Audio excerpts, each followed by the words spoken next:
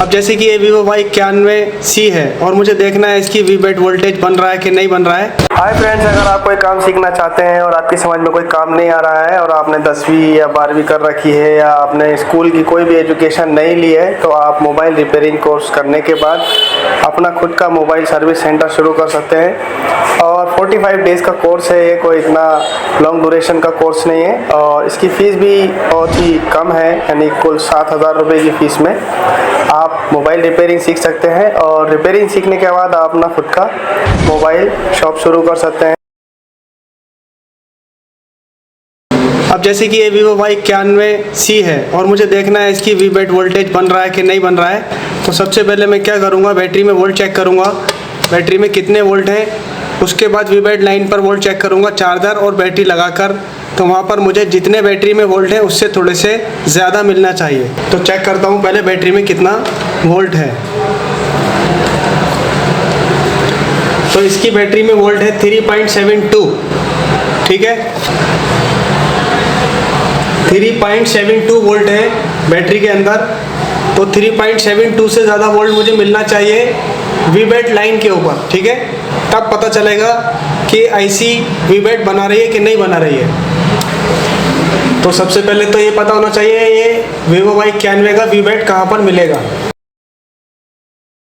अब मुझे इसका Vivo Y91C का देखना है Vbat कहाँ पर बनेगा, तो उसके लिए दो रास्ते हैं, या तो बैटरी कनेक्टर पे चले जाऊँ सीधा और यहाँ पे बनेगा, यहाँ पर बनेगा, ठीक है,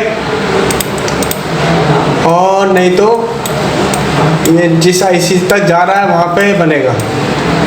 तो Vbat जो बना के देगी वो ये IC बना के देगी और बैटरी कनेक्टर पर चला जाएगा।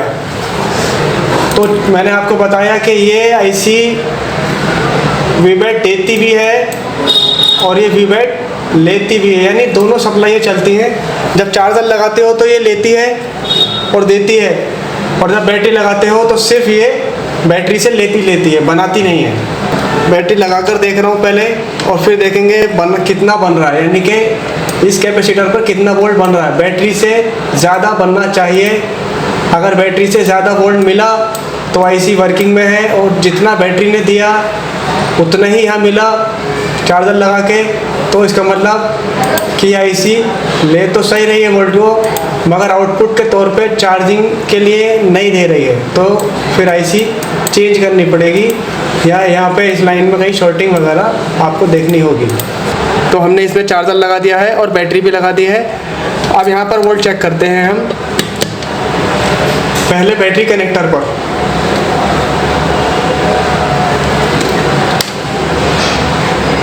कितना आ रहा है, 3.90 वोल्ट आ रहा है। और देखो चार्जर लगा हुआ है, और अगर मैं चार्जर हटा दूँ यहाँ से, और मैंने ये चार्जर यहाँ से हटा दिया, तो यहाँ पर कितना वोल्ट हो गया, 3.74। फिर इतना रह गया जितना बैटरी में था। बैटरी में कितना है, 3.73।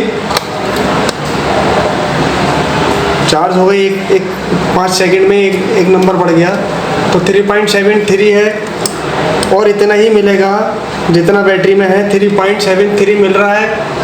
और जैसे ही मैं इसमें चार्जर लगाऊंगा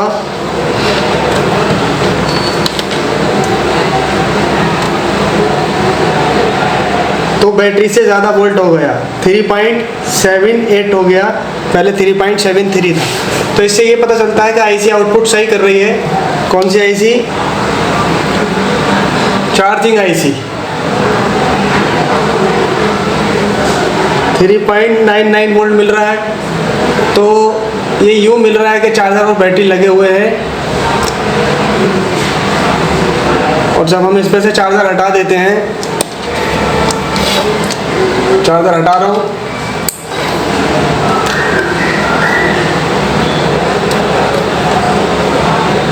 तो यहाँ पर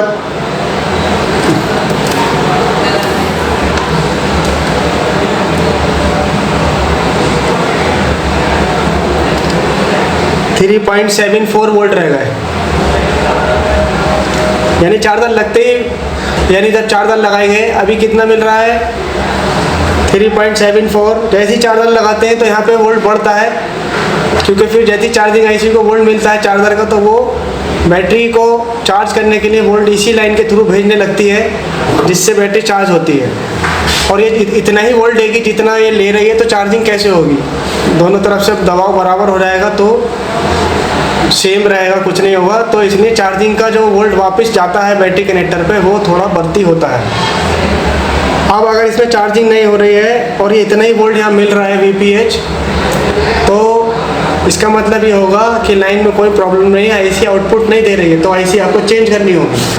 ये आप तब करेंगे जब सेट डेड हो या सेट में चार्जिंग नहीं हो रही हो या चार्जिंग दिखा रहा हो लेकिन चार्ज नहीं हो रहा हो, ठीक है। तो वीवेट नापने की तरकीब यही थी कि बैटरी में वोल्ट नापना है पहले कितना है, उससे ज़्यादा फिर चार्जर लगा के वोल्ट मिलना चाहिए वीवेट लाइन पर। अब मैं ये Realme 2 है, इसका वीवेट वोल्टेज चेक करता हूँ, और उसकी तरकीब भी यही है कि बैटरी में पहले वोल्ट चेक होगा कितना है, उसके बाद चार्जर लगा के वीवेट पॉइंट्स पर बैटरी से ज़्यादा वोल्ट मिलना चाहिए। तो पहले इसकी बैटरी में वोल्ट चेक करता हूँ कितना है। 3.70 है, यानी 3.70 वोल्ट है। अब यहाँ पे मैं लगा देता हूँ और ये पता करता हूँ वीवेट वोल्ट कहाँ पर मिलेगा।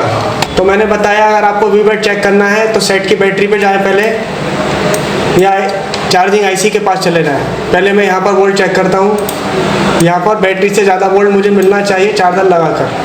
बैटरी में कितना है 3.70, तो इस डॉट पर मुझे 3.70 से वोल्ट अगर ज़्यादा मिला तो चार्जिंग आईसी ठीक है, और नहीं मिला तो सेट में शॉर्टिंग है या फिर चार्जिंग आईसी बदलनी पड़ती है। तो चार्जर लगाकर मुझे यहाँ पर ज़्यादा वोल्ट मिलना चाहिए बैटरी से ज़्यादा। चलिए चेक करते हैं। तो मैं इस सेट में चार्जर लगा रहा हूँ,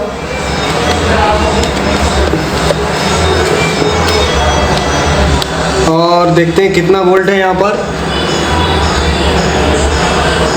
तो 3.99 वोल्ट है यहाँ पर चार्जर लगाकर, और देखिए बढ़ गया 4.05 बन गया। तो इसका मतलब आईसी आउटपुट सही दे रही है और वीवेट लाइन पर वोल्टेज बिल्कुल ठीक मिल रहा है, यानी कि बैटरी से ज़्यादा मिलने लगे। अब मैं चार्जर हटा रहा हूँ यहाँ से। अब मैंने चार्जर हटा दिया और अब यहाँ पर वोल्ट चेक करता हूँ, तो यहाँ पर अब होगा 3.69। पहले ज़्यादा थे अब कम हो गए, अब बैटरी के वोल्ट हो गए बस। पहले चार्जर लगाया था तो आईसी का आउटपुट भी यहाँ पर आ रहा था जो बैटरी को चार्ज कर रहा था। अब चार्जर हटने के बाद वो आउटपुट गायब हो गया, तो चार्जिंग भी रुक गई। और अगर यहाँ पे बैटरी लगाकर भी इतने ही वोल्ट है, चार्जर लगाकर भी इतने वोल्ट है, तो आईसी ख़राब है, आईसी अपना आउटपुट दे नहीं रही है। कौन सी आईसी है और उस पर भी चल के उसके वोल्टेज चेक करते हैं। तो ये जो लाइन है यहाँ से होते हुए आईसी से आ रही है, ठीक है। तो मैं उस आईसी तक पहुँचता हूँ, वो कहाँ है, इस रेड लाइन को फॉलो करेंगे। देखिए यहाँ पे दूसरी रेड भी आ गई, हमें ये वाली फॉलो करनी है, सेकंड नंबर वीवेट, यानी ये वाली लाइन फॉलो करनी है, वोल्टेज ऑफ बैटरी। अभी ऊपर चल दी तो ये आ गई चार्जिंग आईसी, यानी ये चार्जिंग आईसी यहाँ से वोल्ट निकाल कर इस कैपेसिटर पर देती है, फिर यहाँ से जाके ये बैटरी कनेक्टर पर चला जाता है। तो बैटरी कनेक्टर पे हमने नाप लिया, तो इसका मतलब यहाँ नापने की कोई आवश्यकता भी नहीं है, लेकिन फिर भी हम आपको चेकिंग के लिए यहाँ नापना बता रहे हैं ताकि आप देख सकें। इसी को हॉट टेस्टिंग कहते हैं।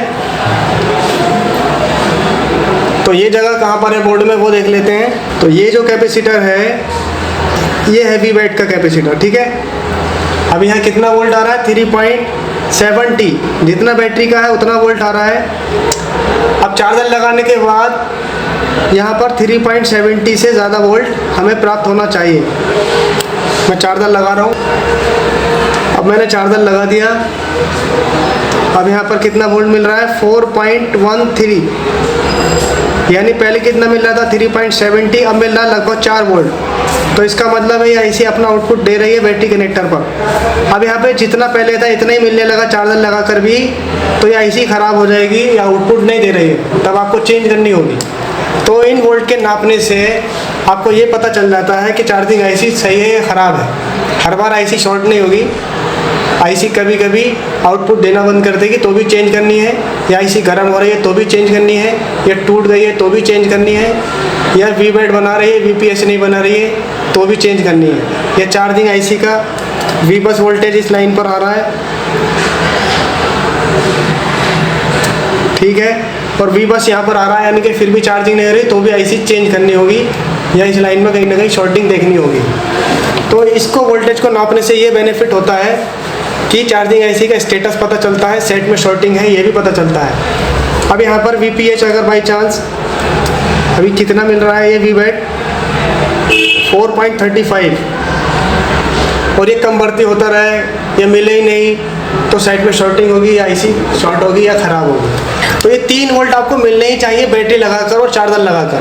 3.7 VPH पर, 3.7 VWAT पर, यानी कि चार्जर लगा के ज़्यादा मिलना चाहिए VWAT पर, और V बस पर 5 वोल्ट मिलना चाहिए। ये 3 वोल्ट जब भी डेड आए या चार्जिंग का केस हो तो इनको देखना है। नहीं बने तो देखना है लाइन तो नहीं टूटी हुई है, शॉर्टिंग तो नहीं है, एंड में आईसी चेंज करना है। फिलहाल हमने सिर्फ VWAT वोल्टेज चेक करना सीखा है और बाकी हमने VPH वगैरह ये सब ऑलरेडी चेक कर लिया है, ठीक है। चलिए, बेस्ट ऑफ लक।